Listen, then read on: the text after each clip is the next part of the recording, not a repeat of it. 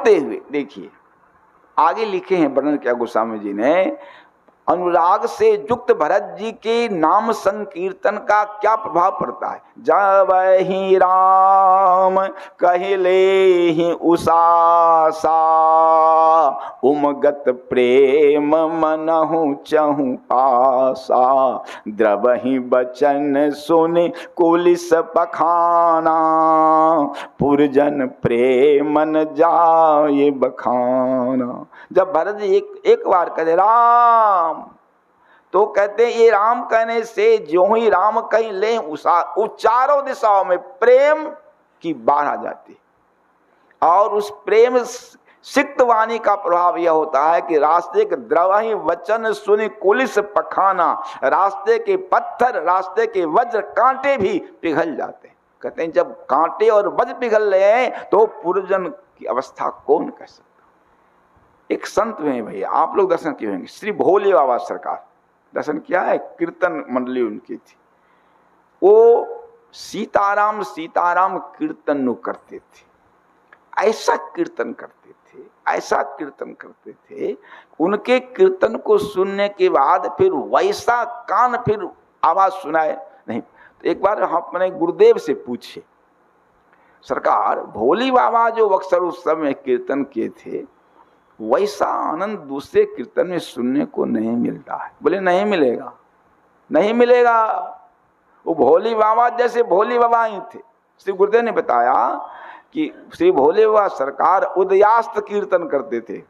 उदयास्त माने सूर्योदय से लेकर सूर्यास्त तक, कमरा बंद कर दिया, सब प्रेम जुट गए और शुरू हुआ कीर्तन। कभी कभी अस्तोदय कीर्तन करते थे, अस्त से लेके उदय तक, रात रात भर कीर्तन। और श्री गुरुदेव की कही सरकार के शब्द हैं कि जब कीर्तन में रंग जमता था तो कई लोगों ने देखा श्याम सुंदर उनके पीछे पीछे नाच रहे थे, उनके कीर्तन है।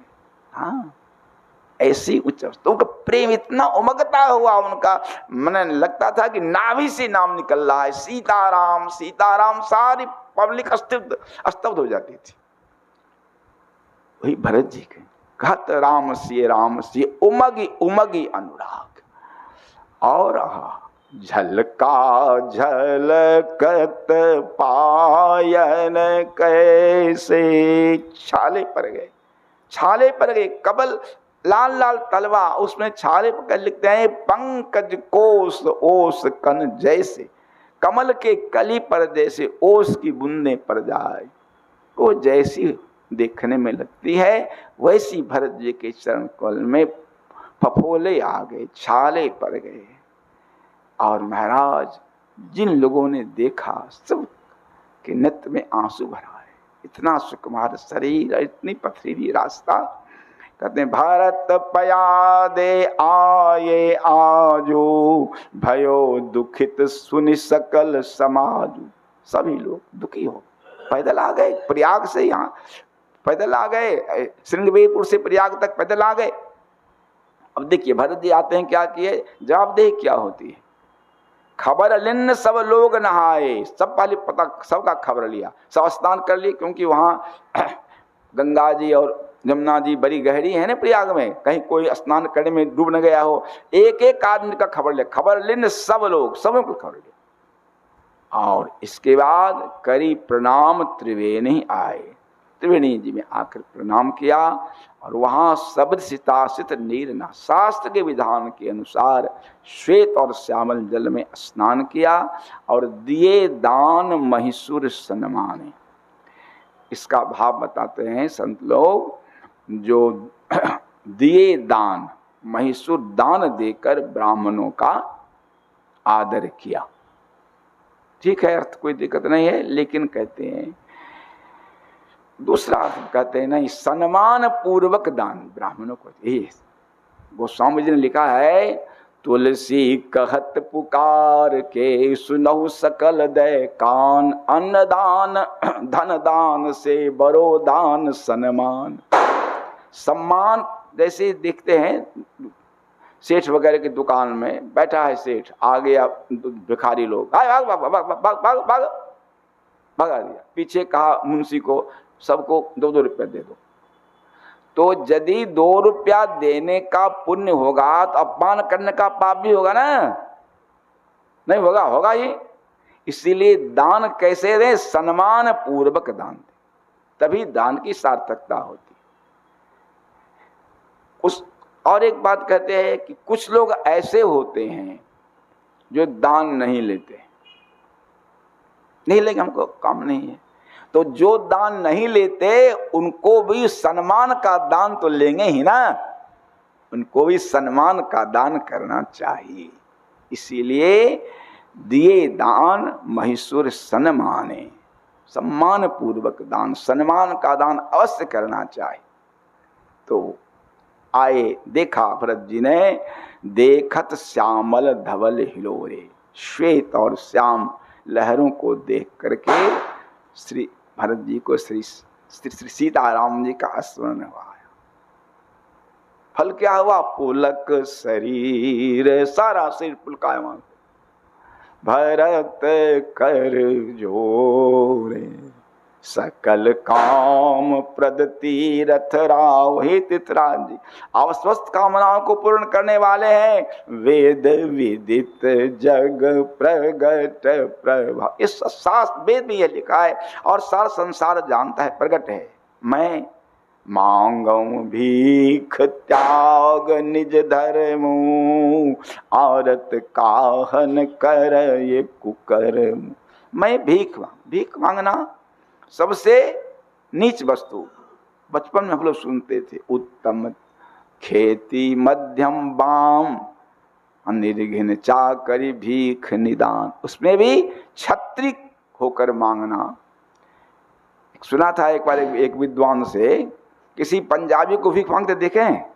हम लोग तो नहीं देखा। बिहार में तो किसी पंजाबी को, हम लोग के क्षेत्र मिथिलांचल में भी कोई पंजाबी क्यों उद्यमी होता है, पंजाब उद्यमी।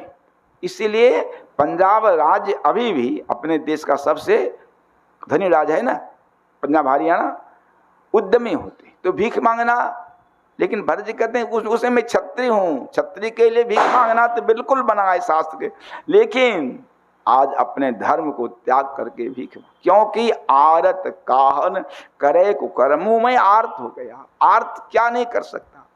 अस जिय जान सुजान सुदानी, सफल करहि जग जाचक बा। ऐसा विचार करे, हे उत्तम दानी, हमारे वाणी को सफल कर दिए। जाचक की मांग क्या क्या मांगा भरत जी ने? अरथन धर मन काम रुचि, गति न चाहूं निर्वाण, जन्म जन्म रति राम पद, यह वरदानन आन। धर्म अर्थ काम मोक्ष, 4 पुरुषार्थ माने गए। कहते हैं चारों में कोई नहीं चाहिए, केवल देखिए श्रीमद् भागवत में 6ठे स्कंद में वृत्रासुर जी ने भगवान की प्रार्थना की है। 4 श्लोक है। अहं हरे तब पादैक मूल, दासानुदासो भवितास्मि भूयः, मनः अस्मरेतासु पतेर्गुणांस्ते, गृणीत वाक् कर्म करोतु कायः। न नाक पृष्ठम न च पारमष्ठ्यम, न महेन्द्रधिष्ण्यं न रसाधिपत्यम, न जोग सिद्धिर पुनर्भवं वा समंजसत्वा विरहैकांक्षी, अजात पक्षा इव मातरम खगा, स्तनयं यथा वत्सराचुधारता, प्रियं प्रेम व्यूष्टं विसन्ना मनोरविन्दाक्ष दीदृक्षते त्वां। ममोत्तम श्लोक जनेषु सख्यं संसार चक्रे भ्रमतः स्वकर्मभिः, त्वन्मायात आत्मदार्गे शिवासक्त चित्तस्य नाथ। श्री राजेंद्र दास जी महाराज मलुपीठ समाज कहते हैं यही भक्त के धर्म अर्थ काम मोक्ष हैं। ये महाप्रभु वल्लभाचार्य जी ने इन श्लोकों की बहुत दिव्य व्याख्या की और उन्होंने कहा कि भक्त के धर्म अर्थ काम मोक्ष ये 4 श्लोक हैं। पहला अर्थ है अहं हरे तव पादे कमूल, दासानुदासो भवितास्मि भूयः। हे प्रभु भूया, बार बार हमको मुझे मैं आपके भक्तों का दासों का दास बनूं। देखिए, दासों का दास बनूं, क्योंकि भगवान का दास बनकर देख लिया ना, राजा चित्रकेतु है ना, और भगवत दास तो बने, लेकिन अपराध हो गया, शंकर जी का अपमान कर दिया। तो बोले अब यदि हम भक्तों के दास होते तो ये हमसे गलती नहीं होती, इसलिए हमको बारंबार जन्म दो।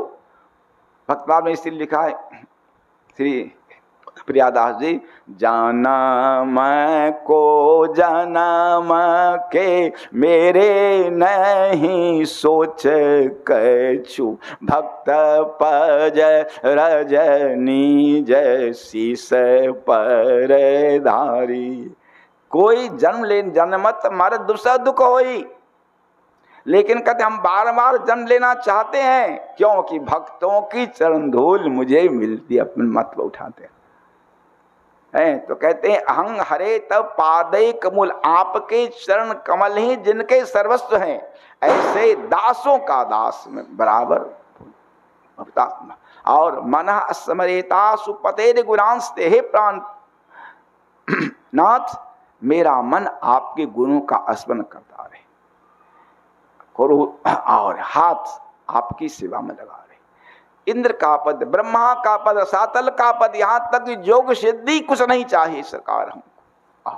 जैसे अजात पक्षा इव मातरम, जिन पक्षियों के पंख नहीं निकले हैं, वह पक्षी जैसे ही अपने मां की बाट जोहता रहता है, कब प्रभु मां आवे हमारे मुख में कुछ दे खाने। और अस्तनमीय था वस्त्रा चुधारता, जो गाय का नया बछड़ा हुआ, तो बछड़ा तो बंधा है खूटा से, गाय को लोग ले गए हाँक कर वन में चराने के लिए, तो खूटा से बंधा हुआ बछड़ा जैसे अपने मां की आशा देखता है, सब वस्त्रा चुधारता।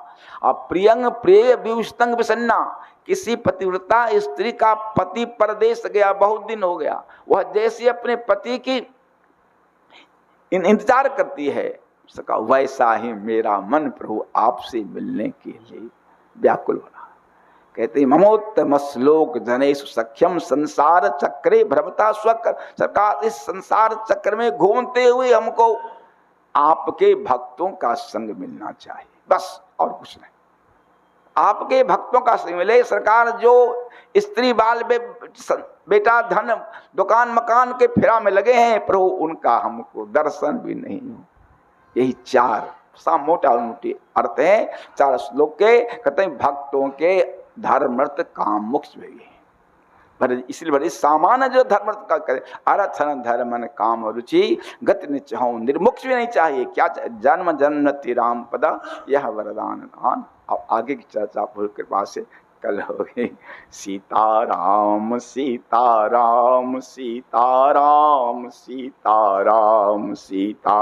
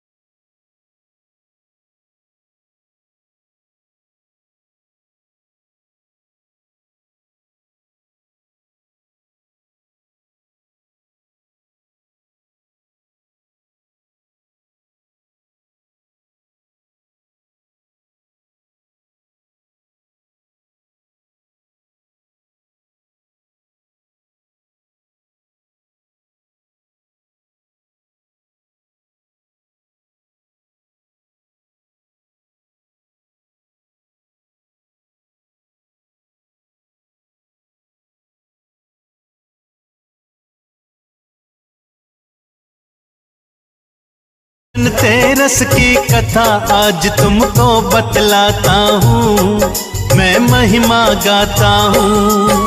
कैसे धनतेरस पर्व बना वो सत्य बताता हूँ।